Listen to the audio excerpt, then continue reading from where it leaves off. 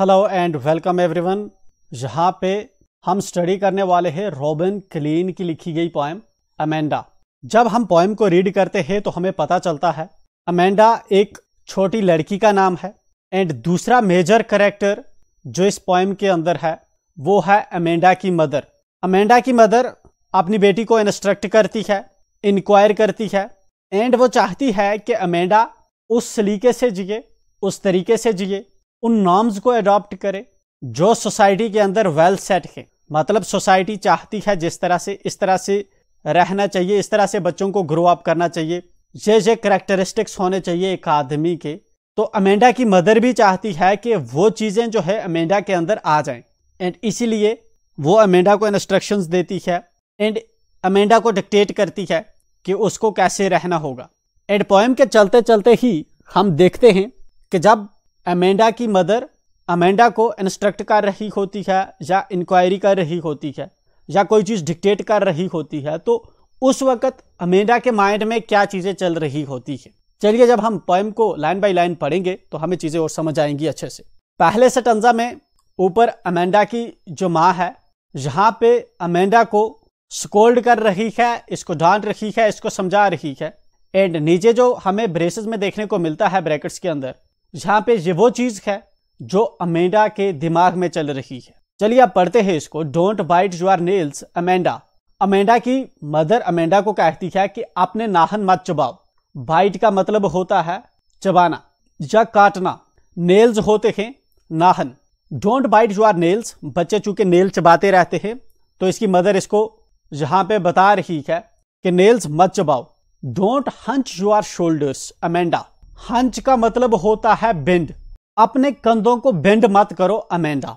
Stop that slouching. Slouching होता है lazy तरीके से बैठना, sitting in a lazy way and sit up straight. Stop that slouching, इस तरह लेजीनेस लेजी वे में मत बैठो and sit up straight, straight सीधे बैठो अमेंडा। जब इसकी मदर अमेंडा को डिक्टेट कर रही है, इसको स्कोल्ड कर रही है, उस टाइम में अमेंडा क्या सोच रही है, इसके दिमाग में क्या चल रहा है। There is a languid emerald C.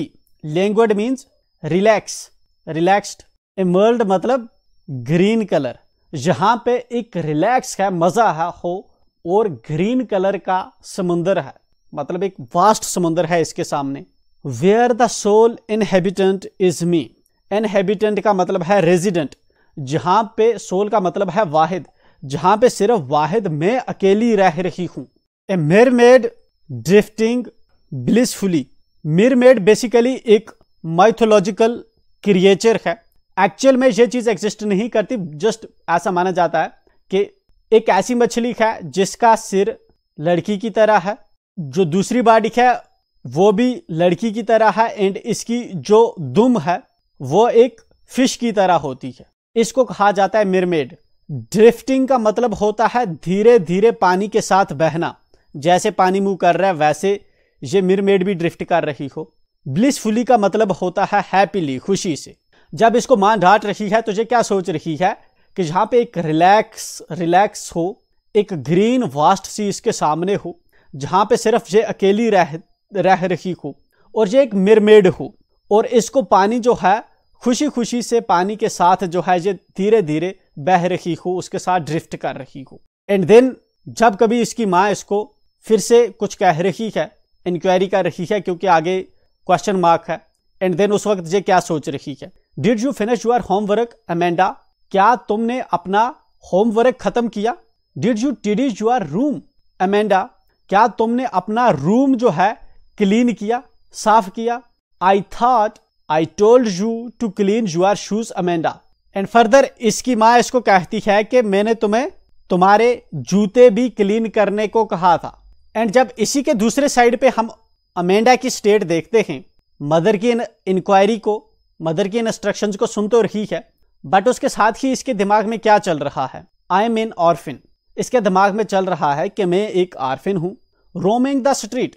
Roaming का मतलब है घूमना, जहां मन करे वहां पे, विदाउट एनी पर्पस। मैं गलियों में ऐसे ही घूम रही हूं, एक आर्फन हूं, मेरे माँ बाप ना हो, पेरेंट्स ना हो। प्रोबेबली वो इसलिए सोच रही है क्योंकि इसके पेरेंट्स नहीं होंगे तो इसको कोई रिस्ट्रिक्ट नहीं करेगा, ये फ्रीली मूव कर सकती है स्ट्रीट्स में।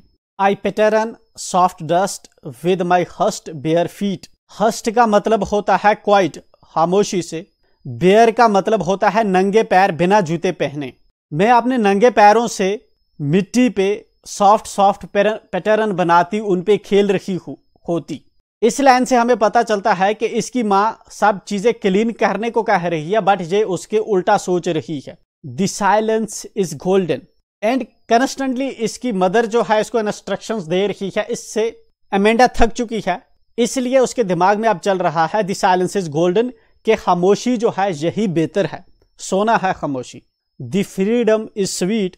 फर्दर वो कहती है कि आज़ादी जो है ये एक अल्टीमेट चीज़ है, स्वीट है, बहुत प्यारी होती है आज़ादी।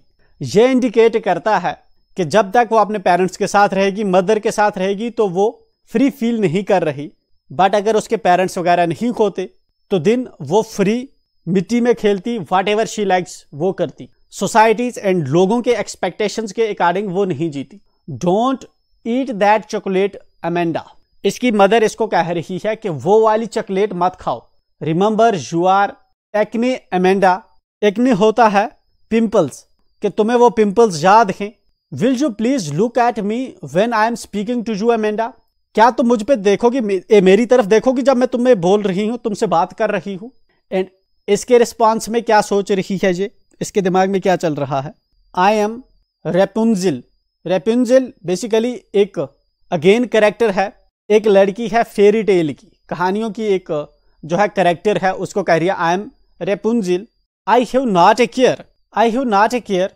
मुझे कोई टेंशन नहीं होगी, कोई बाहर की दुनिया का कंसर्न नहीं होगा। रेपुंजिल को बेसिकली ये रेफर कर रही है एंड उसी कैरेक्टर की जहां पे बात कर रही है।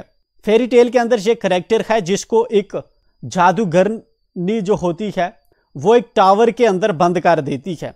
एंड इसके रेपुंजिल के जो बड़े बड़े बाल होते हैं, देन विंडो से वो बाहर आते हैं। उन बालों के जरिए ये जो विच होती है, जादूगरनी होती है, इससे चढ़ के अंदर रूम में जाती है। एंड उसी को रेफर करके जहां पे बता रही है I am Rapunzel, I have not a care. मुझे कोई जो है जहाँ पे फिक्र वगैरह नहीं होगी, टेंशन नहीं होगी। Life in a tower is tranquil and rare. ये जो ट्रैंक्विल होता है काम एंड क्वाइट, ठीक है।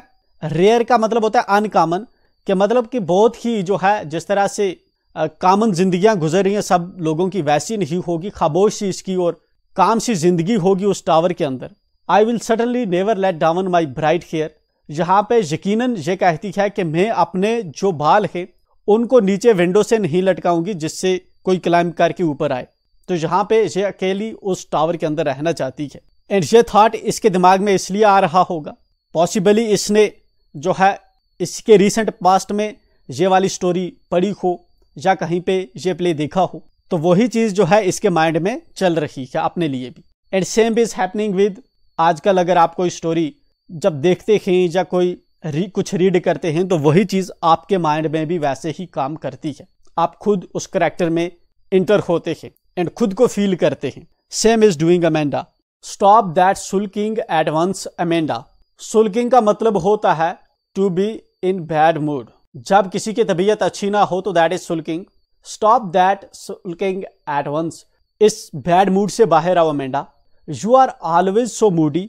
तुम हमेशा जो है अनस्टेबल होती हो, कभी तुम जो है चैन से नहीं रहती अमेंडा, कहीं कुछ ना कुछ तुम्हारे दिमाग में चलता ही रहता है। Anyone would think that I nagged at you Amanda.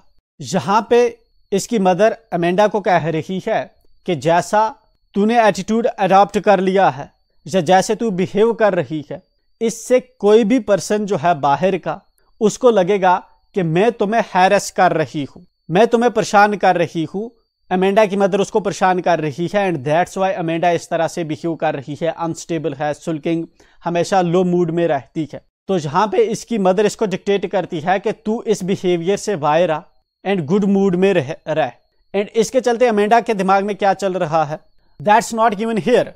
But इसके साथ ही हमारी जो पोएम है जहाँ पे एंड हो जाती है। अगर आप हमारे साथ जहाँ तक जुड़े हुए हैं, विल रिक्वेस्ट के मेक श्योर आप चैनल को सब्सक्राइब कर लें, वीडियो को लाइक करना ना भूलें एंड प्लेलिस्ट में जाकर हमारी दूसरी वीडियोस भी हैं आपके सब्जेक्ट के रिलेटेड, आप चेकआउट कर सकते हैं। विल बी मीटिंग अगेन, जिसके अंदर हम क्वेश्चंस आंसर डिस्कस करेंगे।